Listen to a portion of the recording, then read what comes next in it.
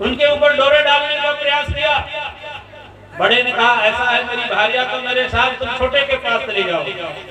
छोटे ने कहा नहीं बड़े के पास जाओ, बड़े ने कहा नहीं छोटे के पास जाओ। तब तक छोटे ने मेरी नाक कान काट लिया। तब से मैं कटी नाक कान लेकर के घूम रही हूँ। बोले मुझे मेरी सुंदरता चाहिए, मुझे मेरा वरदान चाहिए, मैं धरती पर जाकर के कुछ करना चाहती हूँ। गुरु शुक्राचार्य ने कहा शुक्र कहा तुम भी बैठो। तब तक हरणाक्ष आया, हिरण्याकश्यप आया, जरासंध आया, शिशुपाल आया, सुबाहु आया, मारीच आया, ऐसे एक एक करके सभी राक्षस आते गए। सभी राक्षसों ने अपनी बात भली भांति गुरु शुक्राचार्य से कही। गुरु शुक्राचार्य ने सभी राक्षसों की बातों को ध्यानपूर्वक सुना। जब सभी राक्षसों की बातें पूरी हो गई तो गुरु शुक्राचार्य ने कहा देखो राक्षसों, मैं तो तुम्हारा सदैव से हितैषी रहा, तुम्हारे हित की बात करता रहा, आज भी मैं तुम्हारे हित की बात करूंगा। जरा धैर्य पूर्वक ध्यान पूर्वक सुनना। देखें इस बार रणनीति में थोड़ा सा परिवर्तन लाना पड़ेगा। यदि तुम सभी राक्षस के स्थूल रूप में धरती पर जाना चाहते हो तो तुम सबकी बहुत बड़ी भूल होगी, क्योंकि धरती पर एक नए देवता का प्रादुर्भाव हो गया। कौन सा देवता? विज्ञान का देवता। यदि स्थूल रूप में जाओगे तो सब बेमौत मारे जाओगे, अकेले जाओगे तो बेमौत मारे जाओगे। इसलिए सूक्ष्म रूप धारण करके एक साथ जाओ, क्योंकि संघ की शक्ति कलयुग संगठन में बहुत बड़ा बल होता है। अलग अलग जाओगे स्थूल रूप में तो तुम्हें मारने के लिए अब किसी देवी देवता को धरती पर अवतार नहीं लेना पड़ेगा। धरती का मानव ही तुम्हारे लिए भारी पड़ेगा। शूर्पणखा तुम चाहती हो सुंदरता का वरदान लेकर के जाएंगे, दूसरों के चरित्रों का हनन करेंगे? ना ना ना ना, ऐसी भूल बिल्कुल मत करना। हो सकता है कुछ चरित्रहीन लोग मिले जो तुम्हारे साथ लिप्त हों, लेकिन उसी में कोई नौजवान चरित्रवान मिल जाएगा, चरित्रवान नौजवान मिल जाएगा। तो आज के नौजवान कट्टा वट्टा लिए रहते हैं, पता चलेगा ये हमारे पड़ोसी का, हमारी बहन का चरित्र बिगाड़ने के लिए आ रही है। तुम 4 कदम दूर रहोगे, टाइगर पर उंगली रखेगा, निशाना साधेगा, मारेगा, चट से तुम पट से ढेर हो जाओगे। इसलिए स्थूल रूप धारण करके जाने में भलाई नहीं है। भस्मासुर तुम चाहते हो वरदान लेकर के जाएंगे, दूसरों को भस्म करके उनकी संपत्ति हथिया लेंगे? ना ना ना ना ना, स्थूल रूप धारण करके जाने में भलाई नहीं है। क्योंकि धरती के लोगों ने एटम बम, परमाणु बम, न जाने कौन कौन से बम और मिसाइलें बना ली। पता चलेगा वहां सिद्धार्थ नगर में या दिल्ली में, कलकत्ता में कोई भस्मासुर आया है, जिसके सिर पर हाथ रख देता है वो भस्म हो जाता है, उसकी संपत्ति को हथिया लेता है। कहीं विस्फोट से बैठे बैठे लोग निशाना साधेंगे और वहीं से बटन दबा देंगे, तुम्हें ढेर हो जाओगे, तुम्हारी धूल भी खोजे नहीं मिलेगी। इसलिए स्थूल रूप धारण करके जाने में भलाई नहीं है और अलग अलग जाने में भलाई नहीं है। सूक्ष्म धारण कर, सूक्ष्म रूप धारण करो और एक साथ जाओ। कैसे करें गुरुदेव? एक साथ, क्योंकि संगे शक्ति कली है।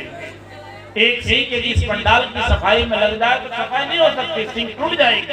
लेकिन कई सिंहें जब आपस में मिल जाती हैं, वो जब झाड़ू का रूप ले लेती है तो साहब कितना जिद्दी से जिद्दी कचरा क्यों ना हो, धक्का मार करके बाहर कर देती है।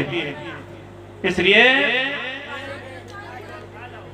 संगठित होकर के जाओ, स्थूल रूप नहीं, सूक्ष्म रूप धारण करके जाओ। देखिए बुद्धि के 2 रूप हैं, एक है सद्बुद्धि, दूसरी है दुर्बुद्धि।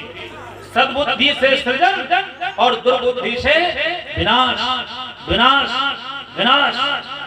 इसलिए दुर्बुद्धि के रूप में जाओ और सभी के मस्तिष्क में बैठ जाओ। ब्राह्मण तुम जाओ, धर्माचार्यों के मस्तिष्क में बैठ जाओ। लोग अपने कर्म पर विश्वास न करें, हाथ की रेखाएं पढ़वाते बने, धरती पर जाकर के ढोंग आडंबर नए नए धर्म संप्रदाय खड़े कर दो, जात पात का भेद पैदा कर दो, आपस में लोगों के अंदर टकराव और बिखराव पैदा कर दो।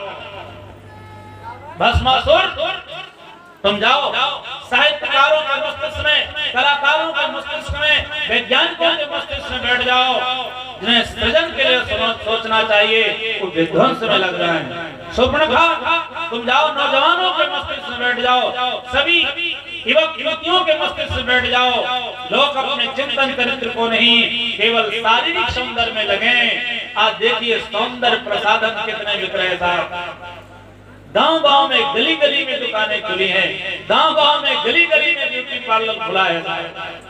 कैसे कहें, सब शारीरिक सौंदर्य के बढ़ावे में तन को चमकाने में लोग लगे हैं, लेकिन तन की डुबकी से कब मन की सदगति हो पाती है।